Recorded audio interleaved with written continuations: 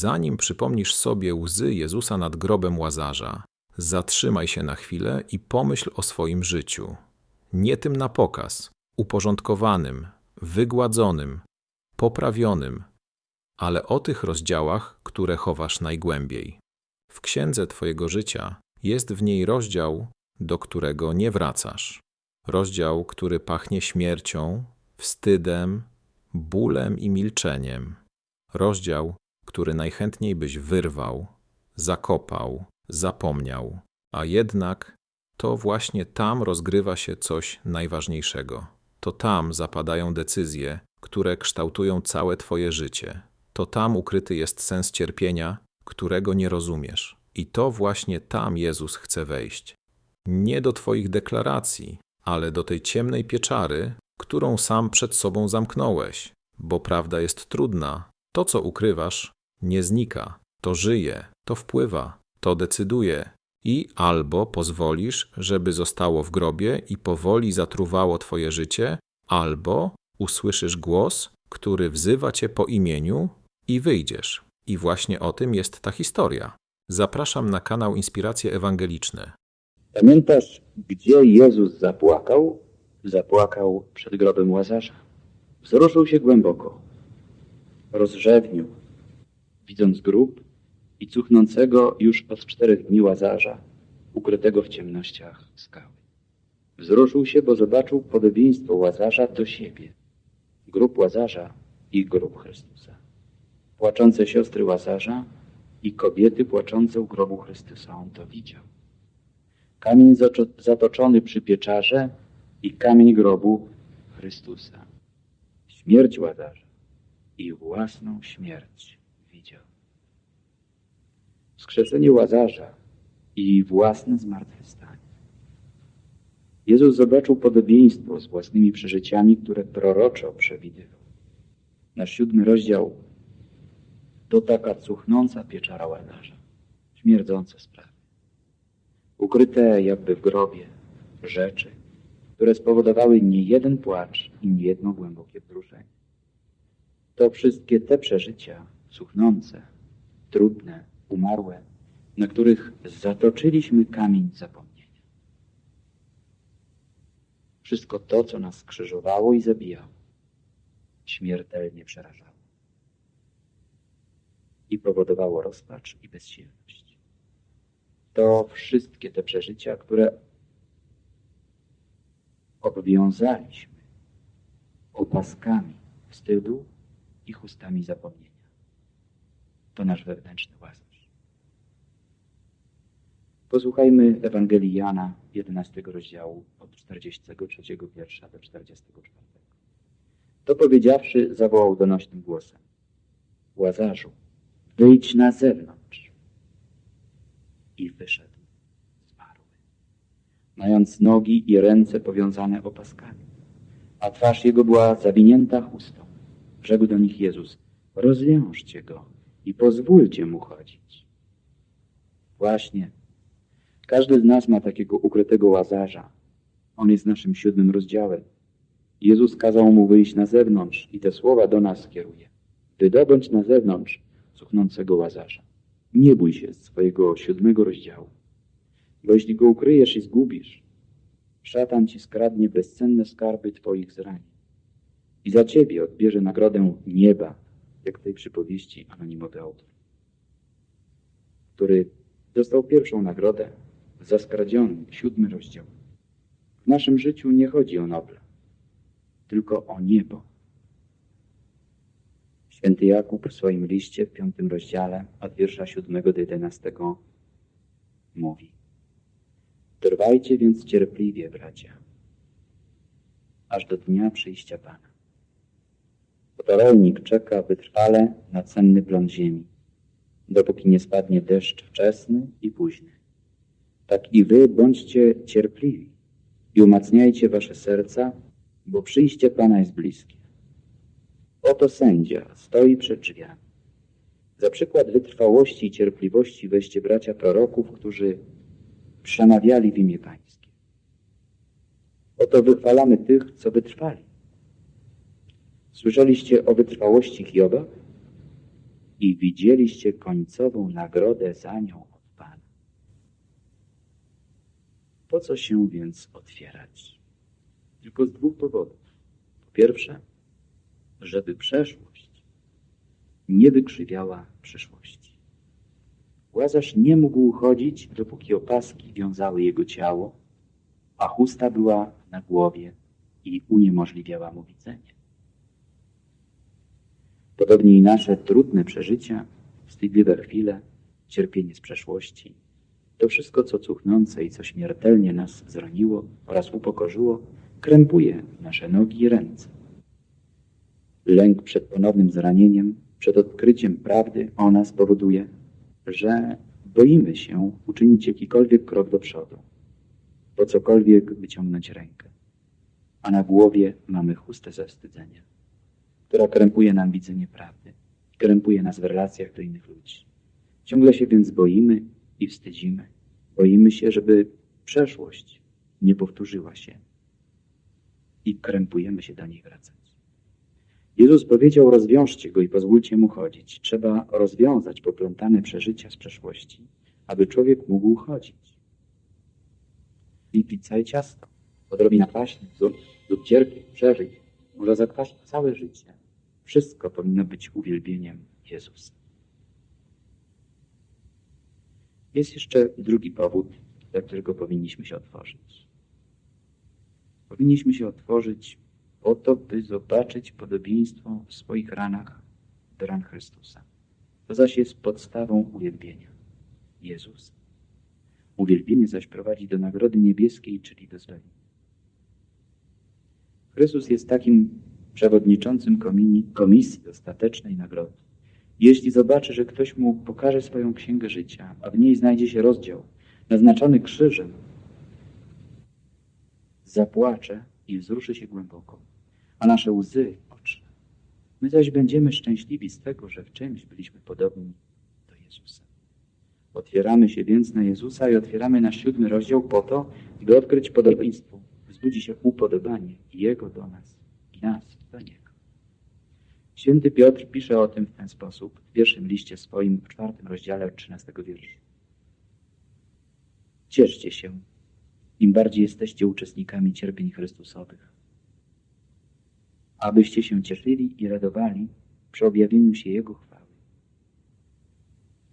Błogosławieni jesteście, jeżeli złorzeczą wam z powodu imienia Chrystusa, albowiem Duch chwały, Boży Duch, na was spoczywa. Nie wstydźmy się, ale wychwalajmy Boga w tym imieniu. Czas bowiem, aby sąd rozpoczął się od domu Bożego. Skoro już tak dużo było tych 7 dotychczas w liście, dodajmy jeszcze jedno. Apokalipsa, 7 rozdział. Przeczytaj go. Jest w nim mowa o pieczętowaniu tych, którzy mają być zbawieni. Liczba tych opieczętowanych jest 144 000 i jak dowiadujemy się z dalszej części rozdziału, to ci, którzy przychodzą z wielkiego ucisku i opłukali swe szaty i we krwi baranka je wybielili. I dlatego są przed tronem Boga i w Jego świątyni cześć Mu oddają dzień i w noc. Zauważ, są przed samym tronem Boga. I to nieustannie. Czyli są najbliżej Boga w niebie, w najszczęśliwszym miejscu. Dlaczego? Ponieważ przeżyli najnieszczęśliwszy ucisk. I to wielki ucisk. Czyli wielkie cierpienie, wielkie upokorzenie, ból, zhańbienie, nędzę, odrzucenie, płacz, lęk, trwogę, prześladowanie, pobicie, pomiatanie, przeklinanie, wykorzystanie, zniewolenie, udręczenie itd. Po prostu są 7 rozdziałem. I każdy z nich miał swój 7 rozdział. Wielki ucisk. Anioł Boży ich opieczętował. I usłyszałem liczbę opieczętowanych 144 000, opieczętowanych ze wszystkich pokoleń synów Izraela. Wiersz wcześniej napisano, że byli opieczętowani na czole, czyli ich życie było napiętnowane. W starożytności napiętnowano, czy pieczętowano najgorszą warstwę społeczną niewolników. Niewolnicy nie mieli praw ani przywilejów. Byli wykorzystywani do pracy przymusowo. Byli sprzedawani jak rzeczy. Często nie mogli mieć rodzin. Ich dzieci były własnością pana. Nieraz zdarzało się, że dzieci sprzedawano na targu innym panom, a rodziców innym. Gdyby niewolnik uciekł, był okrutnie karany. Często napiętnowany. Byli często wykorzystywani do najgorszych prac i bici, wyzywani i pamiętani. Nie mieli własnego domu i prawa do własnego życia. Często panowie ich piętnowali żelazem rozgrzanym do czerwoności właśnie na czole. To było pieczętowanie. I właśnie te 144 000 wybrańców nieba to ludzie, którzy przeżyli wielki ucisk w życiu, czyli przeszli coś takiego, jakby byli niewolnikami i mieli życie napiętnowane. Byli tym najgorszym gatunkiem społeczeństwa. Zastanawiam się, co czujesz, słysząc te słowa. Przecież ty też miałaś życie jak niewolnik już od dziecka. Byłaś też napiętnowana krzyżem. Ale ten 7 rozdział Apokalipsy przyrzeka takim ludziom jak ty najbliższe tronu Boga miejsca. Nie będę się może zbytnio rozpisywał o liczbie 144, ale wspomnę jeszcze o istotnym szczególe. Otóż w liście zbawionych pokoleń w 7 rozdziale od 5 do 8 wiersza brakuje jednego pokolenia. Pokolenia Dan. Sprawdź zresztą w przepisach. To pokolenie zostało pominięte, choć powinno być wymienione. Nawet właśnie w przepisach pod tekstem jest o tym mowa, co możesz sprawdzić w Biblii Tysiąclecia. Ale dlaczego nikt z pokolenia Dana nie będzie zbawiony? Chodzi o takich ludzi, którzy nie pogodzili się ze swoim życiowym uciskiem i żyli posądzając Boga o to, że uczynił ich życie okrutnym, napiętnowanym. Skąd o tym wiemy? Słowo Dan w języku hebrajskim znaczy sądzić, oskarżać, procesować się, kłócić się, być w niezgodzie. Również oznacza żmija. Danitami są wszyscy ci, którzy nie pogodzili się ze swoim uciskiem życia, ze swoim 7 rozdziałem, zbuntowali się i oskarżyli Boga o to, że stworzył tak okrutny i niesprawiedliwy świat. Stali się sędziami Boga. To samo pokolenie Dan, w czasie wędrówki przez pustynię, już po wyjściu z Egiptu, szło zawsze na końcu i zawsze szemrało, narzekało, osądzało Boga. Dlatego Bóg zniszczył ich ogniem z nieba. I tak jest teraz. Ci, którzy wychodzą z wielkiego ucisku, a ucisk po hebrajsku nazywa się tak samo jak nazwa Egipt, Micraim. Ci, którzy wychodzą z Egiptu, z ucisku, ale mają żal do Boga i ciągle żyją w niepogodzeniu ze swoją historią życiową. I giną. I nie dochodzą do zbawienia. Pominięto ich przeto w Apokalipsie. Sprawdź teraz Księgę Liczb, 2 rozdział. Przeczytaj cały rozdział 2, ale zwracając szczególnie uwagę na 31 wiersz, gdzie jest mowa o pokoleniu Dan i w jakim ono miejscu było ustawione w porządku marszu, kiedy Izrael wychodził z Egiptu. A później otwórz Księgę Liczb, 11 rozdział i przeczytaj od wiersza 1 do 3. Wszystko się wyjaśni. Czy jesteś pogodzona ze swoim życiem, a szczególnie ze swoim 7 rozdziałem? Czy dostrzegłaś w nim podobieństwo do Jezusa? Czy swoje napiętnowane życie i swoje niewolnicze przeżycia są dla ciebie znakiem zbawienia i przeznaczenia do liczby 144 000 opieczętowanych do zbawienia? Ci, których życie napiętnowało krzyżem, są jednocześnie opieczętowani do zbawienia.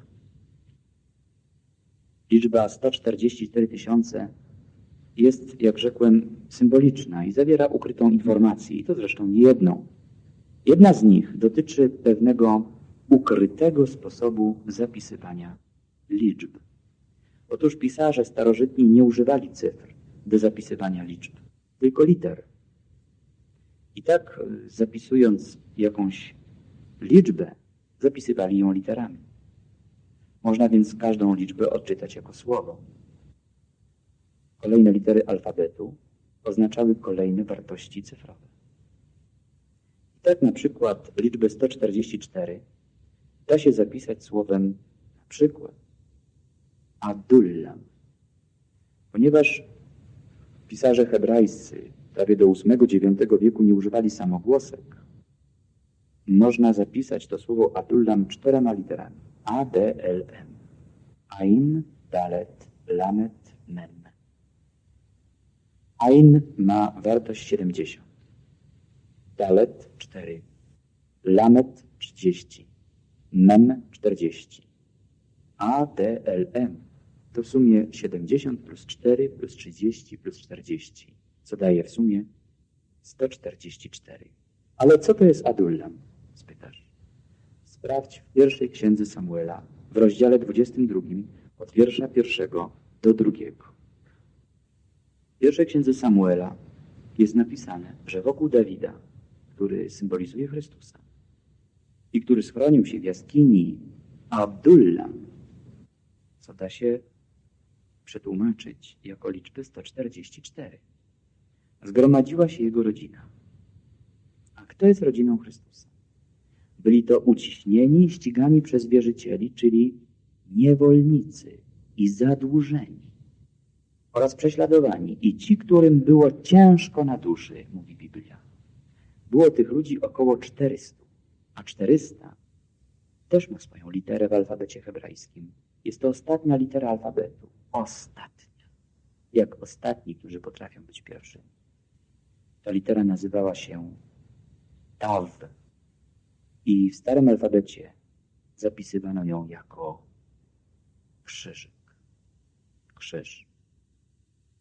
Czyli wokół Chrystusa, Dawida, w jaskini Adullam, jakby w grobie Łazarza, zgromadzili się ci, których życie było napiętnowane krzyżem. Podobni szukają podobnego do siebie. Spróbujmy teraz z innej strony na to spojrzeć. Otwórz sobie księgę proroka Ezechiela na rozdziale 9 i czytaj cały. Ezechiel widzi też aniołów niszczycieli. Podobnie jak w rozdziale 7. Niszczycieli jest jednak 5. Natomiast 6. anioł wędruje po Jerozolimie. Jerozolima symbolizuje wspólnotę wierzących w Boga ludzi. I zaznaczał niektórych ludzi znakiem Tav, czyli krzyżykiem, krzyżem. Ci naznaczeni znakiem Tav, albo inaczej mówiąc opieczętowani czy napiętnowani, byli tylko dlatego oszczędzeni, ponieważ ich życie było pełne ucisku, skoro napisano, że biadali i wzdychali nad obrzydliwościami popełnianymi w Jerozolimie. Jakie było ich życie, skoro biadali i wzdychali? Czyli ich życie było biedą i ciężarem oraz przeżyli coś, co było dla nich obrzydliwe.